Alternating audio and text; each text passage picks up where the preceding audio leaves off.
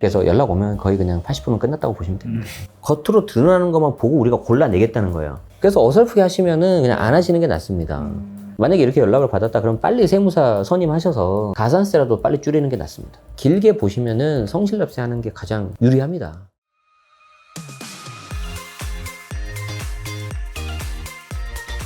네, 맛동산 구독자 여러분 안녕하십니까. 오늘 제네시스 박의 세금 지우개, 오늘은 상당히 재밌는 내용을 준비해 주셨다고요. 네네네. 세무조사 대상 어떻게 선정하는지. 네. 물론 제가 뭐 국세청 직원도 아니고 전 세무사도 아니고 그런데 이제 제가 나름 공부했던 거 그리고 제가 대학원 때 들었던 거 그리고 다 말씀은 못 드렸는데 대학원 때 이제 사례 발표 같은 걸 해요. 네. 그때 실제 세무조사 하시는 공무원 분 계셨거든요. 네. 그래서 들었는데 정말 와 걸리면 다 죽겠구나. 상상을 초월합니다 진짜. 세금이라는 게 네. 뭔가 이렇게 하면은 좀 빠져나갈 수 있지 않을까, 또는 뭐 이런 것까지 뭐 설마 보겠어, 이런 게 많이 있잖아요. 맞아요. 그래서 저는 꼭 이 영상을 보시기 전에 우리 앞에 영상에서 보셨을 건데 증여에 대한 제가 내용 말씀드렸었잖아요. 네. 그리고 이제 차용증도 제가 말씀을 드렸었고, 그럼 이제 여러분들은 이제 공부가 어느 정도 되면 방금 피디님 말씀하신 것처럼 야 이렇게 하면 되겠네라는 게 있어요. 자, 그런데 그거를 다 잡아내는 게 제가 오늘 말씀드리는 겁니다. 네. 이제 어떻게 잡아내는지 제가 보여드릴게요. 이게 그냥 끝장납니다. 예, 근데 되게 심플한 원리거든요. 한번 볼까요? 자, 이게 이제 국세청의 이제 소득 지출 분석 시스템이라고 하는데 영어로는 PCI라고 해요. 이제 P가 프로퍼티고 C가 컨섬션이고 이제 I가 인컴인데. 네. 그래서 이제 말 그대로 이제 벌어들인 소득, 그리고 지출, 그리고 이제 자산 같은 게 어떻게 늘어났냐, 요걸 이제 분석하는 건데, 네. 이 방법이 정말 좋은 게 뭐냐면, 일단 첫 번째 심플합니다. 두 번째, 사람의 어떤 심리를 정확하게 파악을 했어요. 아직은 모르겠죠? 무슨 내용인지. 네. 제가 설명드릴게요. 산식은 되게 간단해요. 왼쪽 플러스에서요, 오른쪽 마이너스 차감하면 이게 탈루 혐의 금액이 나와요. 네. 되게 쉽죠? 심플이스 베스트. 뭔지를 보여드릴게요. 자, 플러스 값은 뭐냐면 먼저 재산 증가액이에요. 어떤 특정 사람이 부동산이나 주식, 회원권 등 재산이 얼마가 늘었는지를 보는데 보통 5년치를 봅니다. 제가 밑에 빨간색으로 해놨죠. 네. 자, 5년치를 본다는 건 무슨 말이에요? 갑자기 급조를 할 수 있다, 내가 대응을 할 수 있다, 없다? 없다. 불가능하다. 5년 자료니까. 네, 5년 자료니까. 네. 그래서 연락 오면 거의 그냥 80%는 끝났다고 보시면 됩니다. 야, 연락이 온 순간 이미. 그냥 끝났다고 보시면 돼요. 자, 그리고 여기에 하나를 더하는데 소비 지출액을 봐요. 해외 체류비, 신용카드, 현금 영수증. 그러니까 신용카드, 현금 영수증은 다 전산으로 다 들어가죠. 네. 해외 체류, 해외 여행 이런 건 어떻게 됩니까? 출입국 관리에 의해서 다 관리가 되죠. 그럼 이 값이 플러스로 가요. 그리고 여기에서 차감을 하는데 그 차감이 뭐냐면은 소득 금액이에요. 그러니까 내가 신고한 소득 금액. 자, 그럼 여기 플러스가 있고 네. 마이너스가 있겠죠. 네. 그럼 여기 값이 나오겠잖아요. 오른쪽 우측에 있는 값이 플러스일 수도 있고 마이너스일 수도 있잖아요. 네. 플러스가 되면 탈루 혐의 금액, 마이너스가 되면은 이 사람은 탈루한 거가 이론상 없다. 0이 나오면 똔똔이다. 신고한 소득보다 네. 쓴 게 많으면. 쓴 게 많거나 네. 뭔가 자산이 늘었다면, 예를 들어서 연봉이 내가 5천이에요. 네. 1억으로 합시다. 네네네. 그럼 5년 동안 5억이 신고됐겠죠. 5년치니까. 네. 그럼 차감되는 값은 5억밖에 안 돼. 근데 내가 한 30억짜리 아파트를 딱 사는 거예요. 해외여행 5년 동안 한 사서 거기서 쓴 돈이 한 10억 정도 되는 거예요. 그럼 플러스 값이 40억이죠. 네. 근데 차감되는 값이 5억밖에 안 되잖아. 그럼 탈루 혐의 금액이 플러스가 35가 나오잖아요. 근데 대한민국 평균에 1억 연봉 받은 사람 봤더니 탈루 혐의 금액이 예를 들어서 평균 값이 5예요. 5억. 네. 근데 나는 35억이야. 그러면 데이터가 있으면은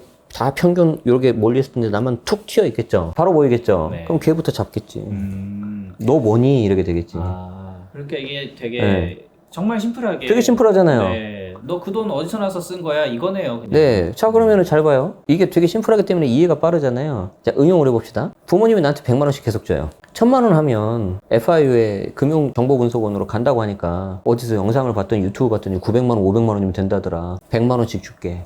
얘가 이제 차곡차곡 모으는 거죠. 차곡차곡 모아요. 그럼 이제 이 100만 원 가지고 뭐 할까요? 해외여행 가거나 아니면 이거 가지고 내가 부동산에 주식을 사겠죠. 네. 자, 둘 다 어디로 가요? 플러스 값으로 가버리죠. 근데 나는 백수야. 부모님을 잘 만나서 네. 놀아도 돼. 네. 마이너스 값이 있어 없어? 없죠. 네. 그러면 똑같이 돈을 썼는데도 어떤 사람은 이 탈루 혐의금이 굉장히 갑자기 커지겠죠. 조사 들어가겠어, 안 들어가겠어? 들어가죠. 들어가겠죠. 네. 자, 그러니까 과세당국 입장에서는 이 사람이 100만 원을 은밀하게 주는지 안 주는지 이건 알 필요가 없다는 거예요. 결과값만 보고 당신이 소명하세요라고 들으면 끝나는 거거든. 그럼 여기서 소명 못하면 누구 책임이다? 내 책임이다. 그럼 무슨 세금 나오겠어요? 증여세 나오겠죠. 5년 동안 신고 안 했으니까 가산세가 나오겠죠. 어마어마하게 나올 겁니다. 큰가요, 가산세가? 엄청 커요. 뭐 대략적으로 금액 따라 좀 다른데 내가 뭐 1억을 냈어야 됐는데 한 4년 정도 있다, 5년 정도 있다가 잡혔다. 그러면은 보통 4년 얼마 정도 넘어가면 본세 1억만큼 붙어버려요. 1억만큼 가산세가. 그렇게 크게 붙어요? 네, 거의 1년에 한 10% 가까이 되거든요. 와. 그리고 신고 안 하면 보통 20%가 붙거든요. 네. 세네요.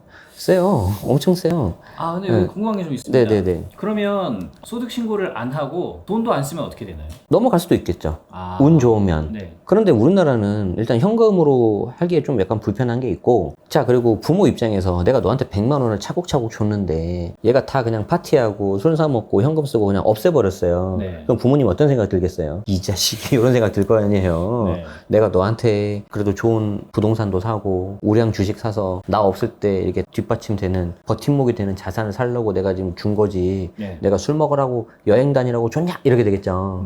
네. 돈이 끊기거나 아니면은 어떻게든지 부모님이 사게 만들겠죠. 그러니까 이 사람의 심리를 제가 아까 이용 잘했다 그랬잖아요. 네. 그래서 이 보도자료에 나와 있는데 결국에는 이런 은밀한 자금이 부동산이나 주식 취득 자금으로 많이 흘러간다는 걸 구세청이 안 거예요. 그래서 이 모델을 만든 거예요. 아. 대단하죠. 그것도 이렇게 잘 설명하는 사람도 대단한 거 아닙니까? 이게 2009년에 나온 자료예요. 2009년에. 아, 꽤 됐네요, 이미. 장난 아니에요. 네. 얼마나 이제 발달됐겠어요. 그쵸? 자, 그래서 여기 보도자료가 2009년에 나왔는데 네. 총 5가지 사례가 있는데 제가 이제 시간 관계상 다는 못하고 원리는 똑같으니까 네. 하나 사례를 가져왔는데 벌써 15년 전이잖아요. 네. 그러니까 물가 상승 같은 걸 좀 감안하시고 좀 들어주시면 좋겠습니다. 자, 회사 자금으로 개인 부동산을 샀대요. 이거 하면 돼요, 안 돼요? 안 됩니다. 안 되죠. 근데 이제 은밀하게 하면 괜찮다라고 해서 그냥 한 거예요. 자, 그래서 그렇게 생각하시는 분들 잘 들으세요. 자, 해당 납세자는 땡땡 주식회사의 대표이사로 있는데 최근 5년간, 제가 5년치라 그랬잖아요. 네. 근로소득 금액 3억 900을 신고했어요. 월 500만 원이래. 15년 전이라고 하지만 대표이사인데 월 네. 500이다. 좀 뭔가 작은 느낌이 들죠? 네. 작다는 거는 이 마이너스 값이 작다는 거야. 네. 자, 어쨌든 월 500으로 신고했는데 시가 35억짜리 아파트에 거주하고 15년 전에 네. 장난 아니죠? 고급 승용차를 소유하고 있고 가족 7명이 해외여행을 5년 동안 112차례를 갔다. 네.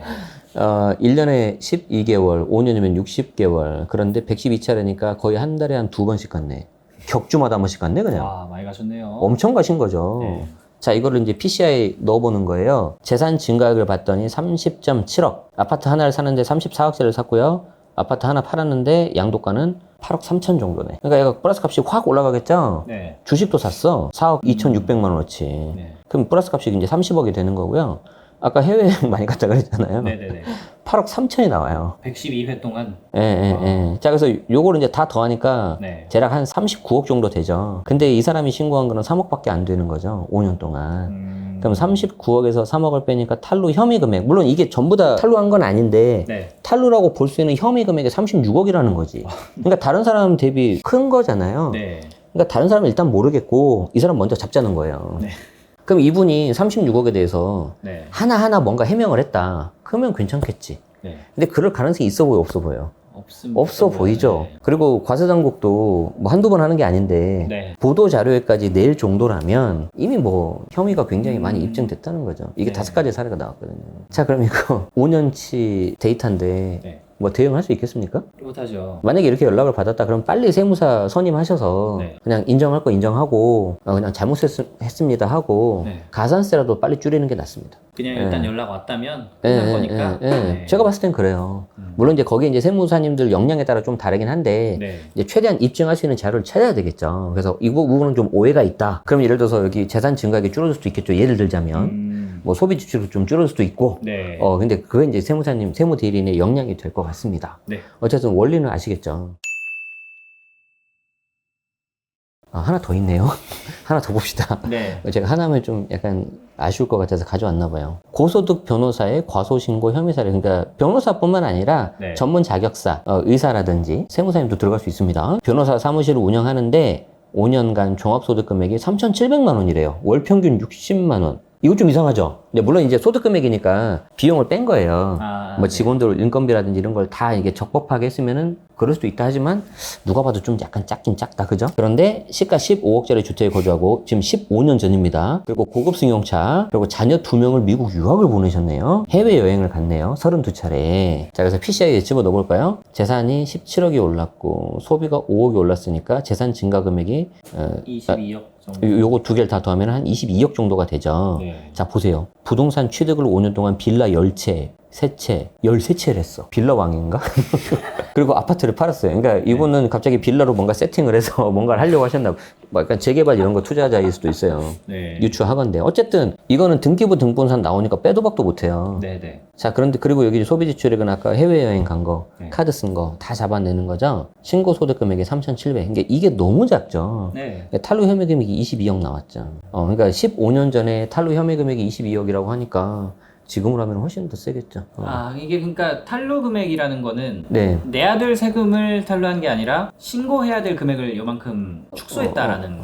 그렇게 볼 수도 있는데 네. 이거는 이제 이 PCI 시스템의 어떤 기준점이 되는 금액이에요. 아, 네네. 말 그대로 탈루가 의심이 되는 혐의 금액이잖아요. 네. 그래서 이거를 쭉 이렇게 계산해 보는 건데 아까도 말씀드린 것처럼 평균치하고 비교를 할 거예요. 네. 이쪽에서 근무하는 변호사들의 대부분 탈루 혐의 금액이 요 정도 수준인데 네. 당신은 어떻게 22억이나 나오냐? 이거 이상하다. 소명을 해라. 네. 계속 말씀드리지만 그 입증 책임을 과세당국이 하는 게 아니라 당사자가 하는 거예요. 네. 그러니까 본인이 자아 비판해야 되는 거예요. 이게 엄청 괴로운 거예요. 그러게요. 그래서 어설프게 하시면은 그냥 안 하시는 게 낫습니다. 근데 지금도 마찬가지인데 간혹 가다 보면 다 그런 건 아닌데 일부 영상들이나 글 같은 거 보면은 뭐 이렇게 하면 세무조사 피할 수 있다. 뭐 이렇게 하면 자녀한테 네. 계좌이체 아무 문제 없다 하는데 뭐 좀 위험한 부분들이 좀 있지 않을까. 좀 무책임한 말들이죠. 예, 물론 일부입니다. 일부. 그렇지만 이제 모든 책임은 여러분들이 지셔야 되는 거기 때문에 네. 좀 이렇게 신중하게 좀 보시고 대응하시는 게 좋을 것 같습니다. 자, 요거는 우리 앞에 보여드린 네. 건데 아마 기억나실 겁니다. 네. 자, 이거를 PCI로 연계시킬 수 있어요. 재밌는 게 뭐냐면 피디님, 이거 지금 보도자료 제가 가져왔다고 했는데 2009년도에 나온 보도자료고요. 네. 그 뒤로 국세청에서 관련된 내용으로 보도자료를 낸 적은 없어요. 뭐 이제 우리 뭐 더 이상 오픈할 필요가 없다는 거고 이제 이걸 대신 이제 세무조사 대상자로 쓰고 또 여러 가지 방법으로 쓰고 있는데 네. 그에 대한 결과값, 즉 세무조사 대상자로 나온 편법 증여나 그런 것들이 이런 식으로 이제 나오는 거죠. 그러니까 우리는 이미 시스템은 갖췄고 네. 잘 쓰고 있고 그에 대한 결과가 하나가 이런 거라는 건데 잘 보세요. 네. 우리 앞에 영상에서도 설명드렸는데 못 보신 분 계실 거니까 여기 연소자가 소득 원천이 전혀 없음, 빵이잖아, 빵. 네. 그럼 우리 아까 봤죠? 신고소득 금액 있어 없어요? 없습니다. 없죠.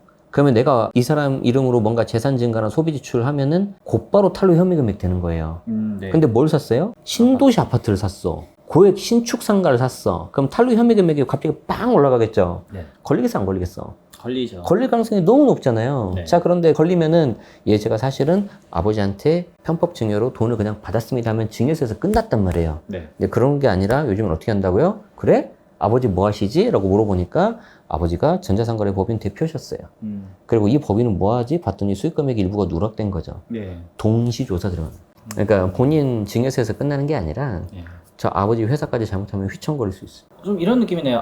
애초에 하지 말라는 굉장히 강한 당연하죠. 액션 같은. 당연하죠. 네. 왜 그러냐면 현실적으로 네. 이게 워낙 가족 간이라든지 특수관계자들은 돈거래라든가 그런 게 은밀하게 진행이 되잖아요. 네. 현실적으로 다 파악이 안 돼요.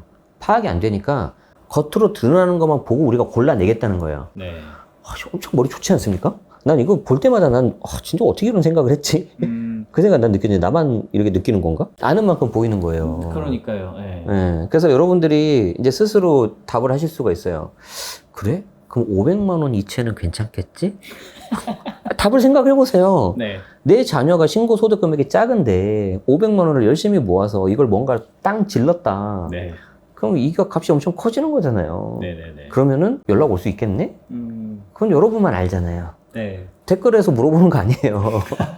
근데 꼭 댓글에 물어봐요. 아, 걸리냐 안 걸리냐. 예, 그래서 댓글에 뭐 안 걸릴 것 같은데 그럼 마음이 좀 놓이시나 봐요. 근데 이제 그만큼 좀 이제 불안하시니까. 네. 근데 이 원리를 아시면은 여러분들이 좀 스스로 좀 셀프 검증을 하시는 게 좋을 것 같고요. 아까 피디님이 굉장히 중요한 말씀 하셨는데 과세당국이 바라는 것도 사실 이거예요. 일부 특수 사례를 잡아서 이렇게 계속 이렇게 보도자료로 하고 알립니다. 왜? 소위 말해서 시범 케이스라고 하죠. 네. 이걸 해서 여러분들도 이제 성실 납세하세요. 라는 걸 유도하려고 하는 거죠.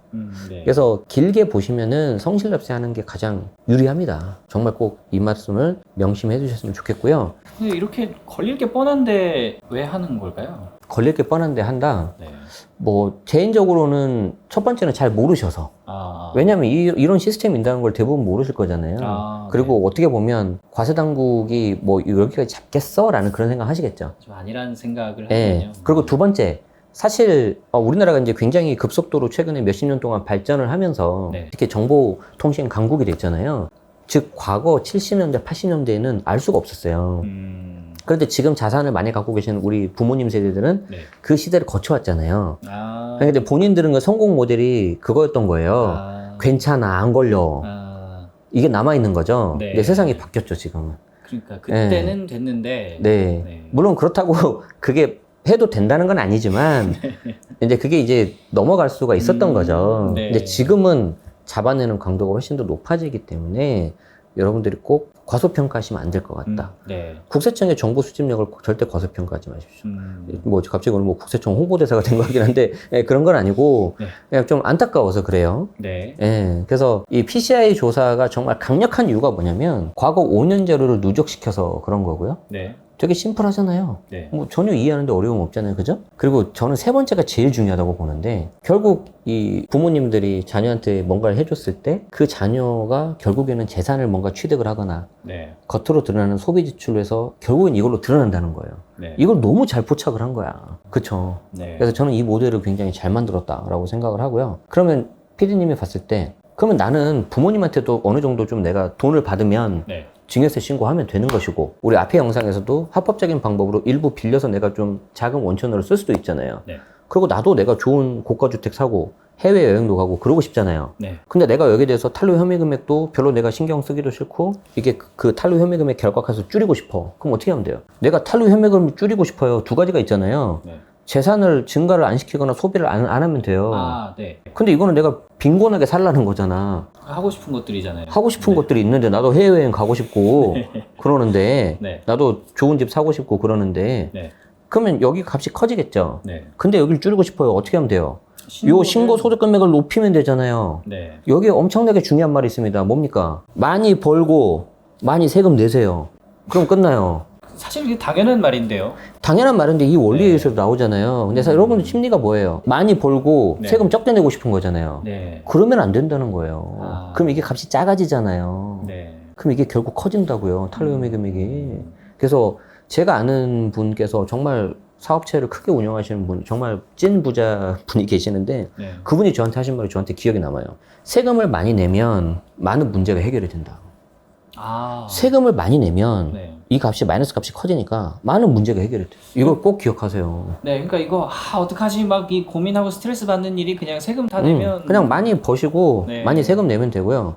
마지막으로 퀴즈 하나 내겠습니다. 네. 자, 내가 신입사원이 됐다. 그럼 연봉 3천 있고 연봉 1억 있습니다. 너무 네. 극단적이죠? 극단적이죠? 네. 네. 연봉 3천 가겠습니까? 연봉 1억 가겠습니까? 1억 하겠습니다. 당연히 1억이죠. 네. 자, 세금 누가 많이 내요?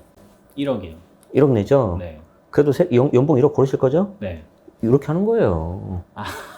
이게 정답이에요. 아. 근데 네. 연봉 1억은 하는데 세금은 적게 내고 싶은 거죠. 어쨌든 이게 좀 이율 배반적인 거는 이제 저도 이해는 하지만 네. 여러분들이 뭐 한두 번 이렇게 잠깐 단기간에 뭐 근로소득하고 사업소득하고 끝날 거가 아니기 때문에 네. 우리가 재테크는 평생 해야 되는 거잖아요. 그러니까 많이 버시고 네. 거기 합당하게 세금 내시고 네. 합당하게 내가 좋은 집도 사고 고급 승용차 해외여행 다 하시고 네. 그러시길 바라겠습니다. 네. 그동안 좀 국세청이 과연 여기까지 할 수 있을까 이런 생각을 많이 하고 살았었는데 오늘 이야기 들어보니까 절대 안 된다는 거 좀 알았고요. 네. 탈세가 아니라 절세 방법을 열심히 공부해야겠다 이런 점도 느낄 수 있었던 시간이었습니다. 저희는 그러면 또 다음에 좋은 영상으로 찾아뵙도록 하겠습니다. 감사합니다.